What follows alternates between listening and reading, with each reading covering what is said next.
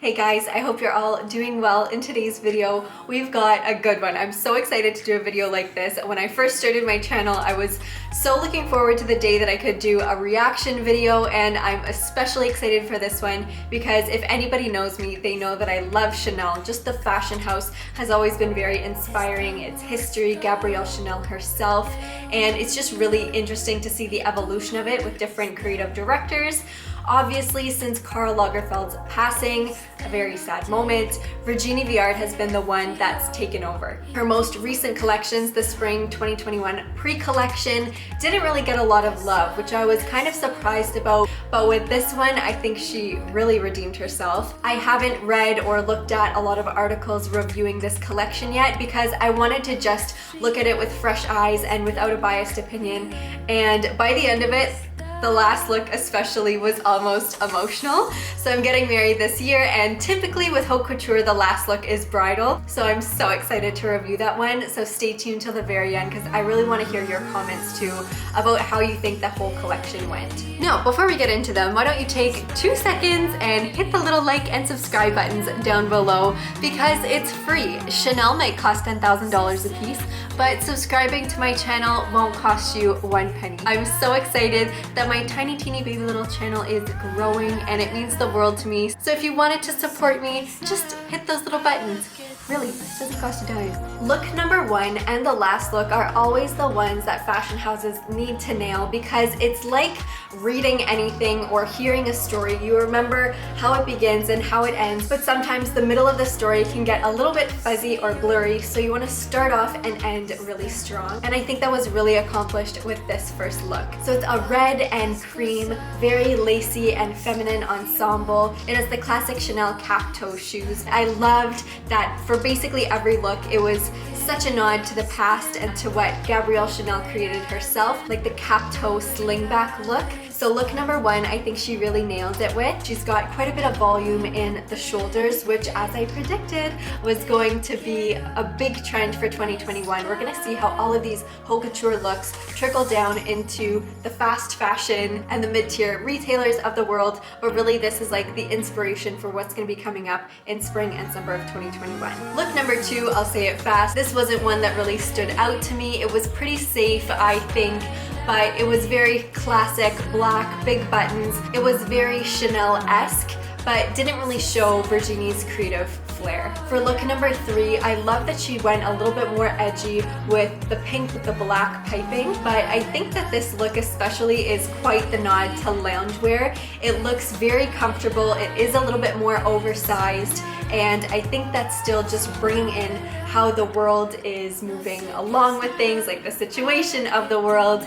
She encapsulated that in this outfit. Number 4 shows, again, more femininity, and I love this. We get to see a ton of ruffles in this collection, so we'll see more of those later on. Again, it had big buttons, the classic Chanel pearl embellished belt, and overall it was just stunning. I keep looking over to the right because this is where I have my laptop going through each of the looks, but just in case you see me looking over, that's what's going on. Number 5 really showcases one of the biggest color trends for spring-summer 2021, which is this yellow color. We saw it a lot in their handbags in this pre-spring collection, and this one is a little bit more metallic. There were a lot of jewel-toned and metallic colors in this collection, but I think the yellow really stood out. Yellow and pink. Pink more than anything, I think we saw a ton of, but I think this yellow is beautiful. This seems very reminiscent of looks that we've seen in the past from Chanel, and basically a staple look that we see in almost every collection. Look number 6 gave me a lot of Zimmermann vibes with the ruffles on the front of the shirt. It was sort of like a men's tuxedo shirt kind of look, which I was a big fan of. I love the collar, and I love the big ruffle detail all along the edging of the jacket over top. Again, because it's done all the way up to the top, it just gives it a little bit more of a sophisticated and edgy edge, but I think that this one was really a 10 out of 10, and this is sort of the beginning of a lot of the dropped waist looks that we see in this collection, which again is quintessential Chanel. When Chanel was first starting out her career as a fashion designer, her whole motive was to create clothes that allowed women to move move, and I think that the drop waistline of this was a really big part of it. It was more inspired by menswear that was just more functional throughout the day, instead of having something very much like Dior New Look, sort of an inspiration behind it with tight corsets and really defined waistlines. She wanted to go for a dropped waist, more straight and boxy sort of silhouette for women, which I adore, which I think that this look really accomplishes. Look at number 7 with this flower crown. There were so many of these and so beautiful. Again, florals for spring can seem a little bit expected, but I think in the way that the Grand Palais, the place where the show was conducted or performed or put on, what's the right word? Displayed? The fashion show was shown. Okay. The place where the fashion show was shown, which is where Chanel has shown its fashion shows for years and years, was decorated with flower petals all along the floor. It was stunning, and the whole thing had a very garden-esque feel to it. We saw huge arches with greenery and flowers, and I loved that Virginie incorporated those florals into the headpieces that so many of the models were wearing. Look number 8 was another tweed ensemble with more green in it than most of the other outfits, and this one really didn't do a whole lot for me. I thought it was just sort of a filler look. The headpiece didn't really speak to me like the other ones did, and overall I would sort of give this like a 4 out of 10. This next one I thought was more avant-garde, which is what I want to see when I'm looking at a haute couture show. So this one was sequins on the bodice of the dress. It had mesh at the top and this beautiful tulle trailing from the back of it, which I thought was very Chanel. We've seen a lot of polka dots, and the mesh along the top and actually at the bottom of the dress as well did have some polka dot embellishment, but the fact that this look was black and white with, again, the cap-toed black and white shoes just did it for me. Also, these sunglasses are ones that I think I might have to add to my collection. Pairing this look with these sunglasses was very strategic because there aren't a lot of other accessories that will catch your eye, and that really focuses all your attention on that tulle back, which is the most interesting part of the whole outfit. Oh my goodness, if I could buy look number 10, I love it so much. The fact that it's tweed, the ruffles at the bottom, the sort of peasant style top to the dress, the cap sleeves with a lot of volume in the shoulders, the fact that they're cinched in, the bow at the front, the tulle neck lining. I love it all. 10 out of 10. Look number 11 too for me hit it absolutely out of the park. I absolutely love the fact that there's a lot of metallic embellishment within the material itself. There are some metallic threads going through. My favorite part about this outfit is that the front of the jacket goes into a V. I just love that look, and the fact that they did this on one of the most recognizable Chanel pieces just breathed a new life into it and showed Virginie's sense of creativity in a very, very classic Chanel piece. I love that the model wearing this look is blonde. It just gives the whole thing sort of an aesthetic that, with the silver buttons complemented by her blonde hair, really, really was stunning. And if I am going to be finding one con in this outfit, if I have to, it's going to be the 3/4 length sleeves. I'm always much more of a fan of a full sleeve length, but that's just me being picky. All in all, I'd give this one a 10 out of 10 too. Look number 12 was the start of a silhouette that we saw a lot in this collection, which was an oversized button-up white shirt with a very, very full skirt. What I love about this one, more than what we saw with other looks that are coming in the future, is that the shirt is actually tucked in. In some of the other ones, it's loose, and it just doesn't give me as sophisticated of a vibe that I would have wanted to see. But with this one, I love that it's more masculine, with the bow looking like it's coming from underneath the shirt. And I think that the black buttons on the shirt were a really, really great contrast to the otherwise pastel colors and a lot of white that we're seeing in this look. The skirt is exactly what I want to see again for haute couture. Not something that I would buy myself, but I can definitely see this setting a lot of trends for full length long skirts with a lot of volume in the more affordable retailers this season. 13 is another classic Chanel look. I love that this is a dress, but because of the low belt, it does look like it's a jacket and a skirt, which is something that we've seen Chanel do time and time again. I think that this color is beautiful. It's sort of more of a mauvey purple undertone pink, but overall beautiful. Something I wanted to mention about the show, if you hadn't watched the film, you would have seen this, but there were hardly any guests. There were still quite a few chairs that were lining the runway, but a lot of the gilded chairs were just left completely empty, and then the models, after they were done on the runway, they would go and take their seat and watch the rest of the show, which I thought was a really creative idea, because obviously because of coronavirus, there wouldn't have been allowed a lot of guests. And I think that this was a really creative way to be able to make it look like it was a little bit more full, and also have the models show their appreciation for the clothes by taking the time after they were done to sit and watch the rest of it. I thought that was just so innovative, and I love this idea. Okay, we're coming in a little bit closer. As I was saying with look number 13, it's very embellished, very bedazzled, and we saw a lot of sequins in a lot of different fashion houses, to be honest, but especially with Chanel, we saw quite a bit more than usual, which is something that I'm still getting used to. I can't see myself wearing a jacket like this. The pants, however, I love that they have that very embellished strip along the side of them. We're seeing a lot of those jewel tones, as I mentioned before, in some of the crystal embellishment along the sides. And if you had have seen, what video was it that I talked about the athletic like strip on the side of the pants that we saw a couple years ago? I was a really big fan of them. Jeans and sweatpants before, but I love that they brought it into haute couture, giving it a little bit more of an athleisure vibe, but still very sophisticated and posh. That was look number 14. I don't know if I was saying 13 that whole time. Look number 15 has more silver embellishment and the very metallic silver vest, and is paired with a knee-length pleated tweed skirt. Very cute. I'm not crazy about these vests. There were quite a few models that were wearing them, and then at the end of the show, Virginie herself came out wearing an open vest on top of a white button-up shirt. But I think it's something that I would want to try out this coming season in more of a neutral look to see if I like it on myself and whether or not it's something that I would want to buy into more and more. But for me, this one is just sort of okay. Look number 16, I think, was taken over by this hairstyle, and for most of these looks for the models with longer hair, they were just done like I did today, with a middle part very sleek with a long low ponytail, but just in the back and very, very simple. And I think that that really showcases the clothes. But with this look, I can honestly say that I'm too distracted by the hair to be able to really focus on the outfit itself. I think it's a beautiful one, but I would rather have all the attention drawn towards that. You can also see that her makeup especially was a little bit darker than the rest of them, so for that reason I'm sort of giving this one a pass. For look number 17, I loved the crop jacket look. I really liked the neckline and how it was open, so you could see a little bit of skin underneath, but it was very tasteful.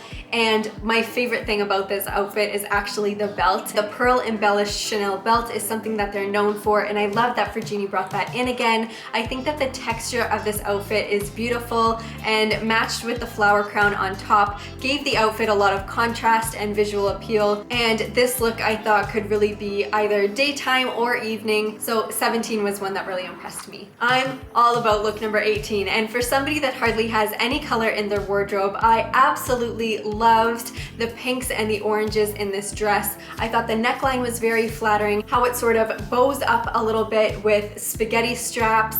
I loved the piping along it and that big ruffled skirt. This way is how I much prefer it to the look before. So compared to look number 12, I just prefer 18 so much more. I love how the ruffles are a little bit longer and they're more lacy. Just this one takes the cake over 12 100%. Look number 19 might be my absolute favorite of the entire, oh no, I can't say that because the bridal one just stole the show for me. Okay, look number 19 for me was top 3. We'll say that because then I'm erring on the side of caution. Obviously for this one, I would wear something underneath, maybe some covers strategically placed so that you couldn't see some body parts underneath. However, this is haute couture and that's sort of what you can expect from these shows.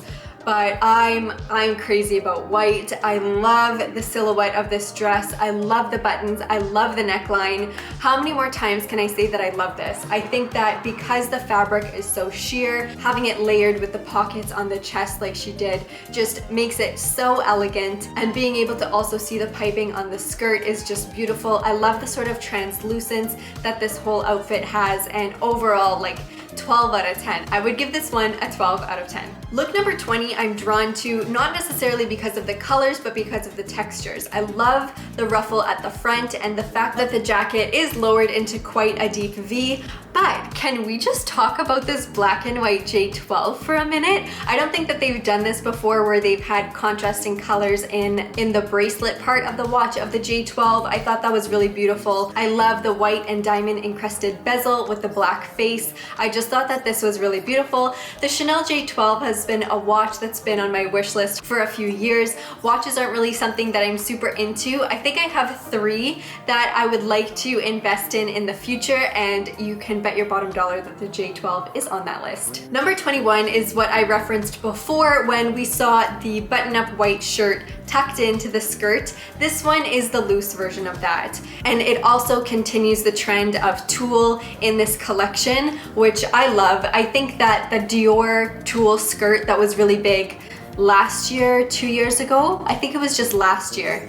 Maybe it was 2 years ago. I would never say that Chanel is taking the Dior look because the Dior one wasn't as full as this one, but I do love the very full ball gown feel that this tulle skirt has that can be interpreted into daily life. Maybe not daily life, can be interpreted into maybe date night life. Something just so simple like a plain silk button-up shirt worn over a tulle skirt is something so elegant, and because it's black and white, it couldn't be more classic Chanel. I actually love this look. At first I wasn't completely sold, but this is one of those things, the more and more I look at it, the more I love it. Look number 22. I don't love it, and here's why. Because 1, the model kind of gives me Sia vibes with the fact that her bangs are so low that you can barely even see her eyes. 2, she looks miserable, and 3, this looks like a bad mother of the bride or groom ensemble. Don't kill me for saying that. These are just my opinions, but this was terrible. I really didn't like it. I like the texture of the fabric, but I didn't like the color of the fabric.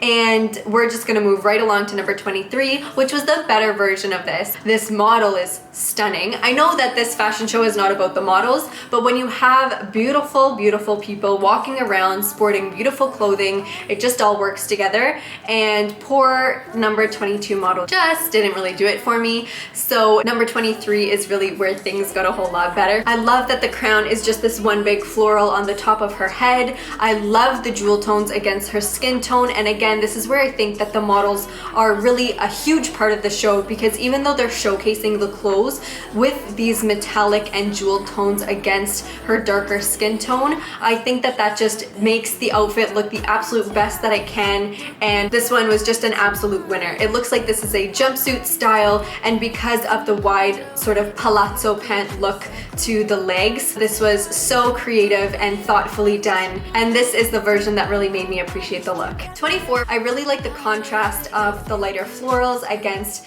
the darker underlay, and that's really all I have to say about that one.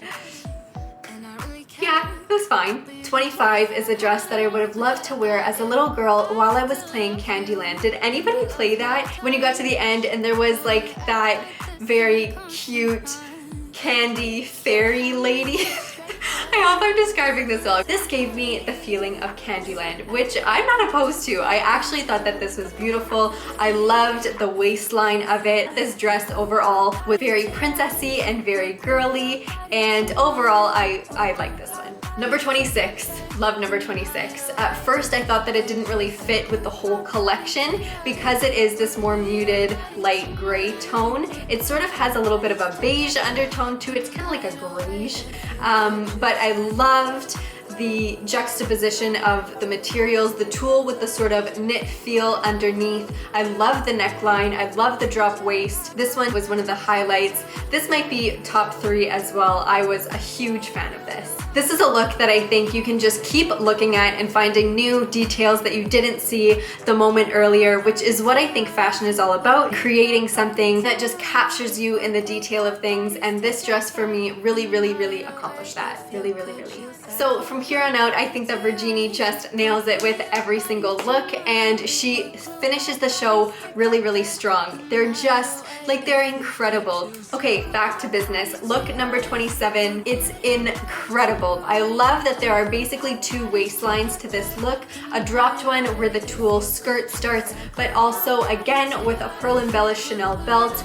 Obviously it's Chanel, it's a Chanel show, at the natural waistline that sort of cinches in the vest that's over top of the very loose knit tank underneath. I just think that all of the different textures in here is something that's incredible. I think I talked about this in my last video, which would have been the Valentine's Day video. For me, a look is not just only about different pieces, but more than anything, it's about combining different textures, especially when it's a monotone look and it's just all one color, especially one hue like this is from head to toe. Playing with different textures is really what creates visual appeal, and how Virginie did this look is amazing. Number 28, I want to wear. I would wear this look in a heartbeat. I think it's beautiful. I'm crazy about all the ruffles that are happening this season, and because of just the very, very sleek bodice underneath, that just makes this even more of a luxurious look. I can see this transforming bridal this year especially, and seeing a lot of sort of ruffled boleros and different short jackets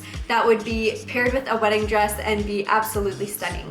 Okay, I know I said that from 27 on it was amazing. Look 29 doesn't really do anything for me. I think this one is pretty safe. Honestly, the neckline to me is just kind of boring. I don't like the fact that there's nothing covering her shoulders. If they had have added a little bolero or just some sort of something, this look would have been better, but because it is just black and doesn't have a lot of different interests to it, the one thing that I will say I like about this is the fact that the stitching is done in a diamond pattern, which mimics the quilting that is very famous on Chanel handbags. So I think that's a nice nod to the quilted pattern that is so Chanel. But other than that, this look is just... Oh my goodness, look 30 for me is incredible. I love the flowers throughout this whole look. I actually have a Chanel piece that is sort of similar to this. It doesn't have as much texture, but I should have actually worn it today. That would have been a good idea. But anyway, I love the contrast of this. The black belt on top of this otherwise completely white outfit is stunning. I love the contrast of it. The fact that it's a bow too is just extra feminine. The fishnet stockings with this I thought were so cute. Again, because it's in a diamond pattern, it sort of reminds me of the diamond quilting. The cap toe shoe, I just love everything about it. Because this look is really dramatic, I love that they went with a very modest high neckline, but still made it very fashion with the scalloping on the edges. We can see that all of the edges of this look are done scalloped, and I just think that that's so ultra feminine, and this look to me couldn't read more spring and summer. For number 31, this photo really doesn't do it justice. This on the runway was incredible. There was so much movement in this. I love the halter neckline with the off the shoulder look and the cutouts. I just thought it was stunning. Because of those sunglasses, it just made it less about the model and more about the outfit, and because there were minimal accessories, it just focused all your attention on that stunning gown, which just seemed to float with the tulle. It was absolutely beautiful, and one that I think is worth watching the film for just by itself. Do you hear angels singing? Because I do. Look number 32. Like it doesn't get more beautiful than this. Okay, let me show you guys. How beautiful. I love that this is like a Japanese kimono inspired look with the high neckline.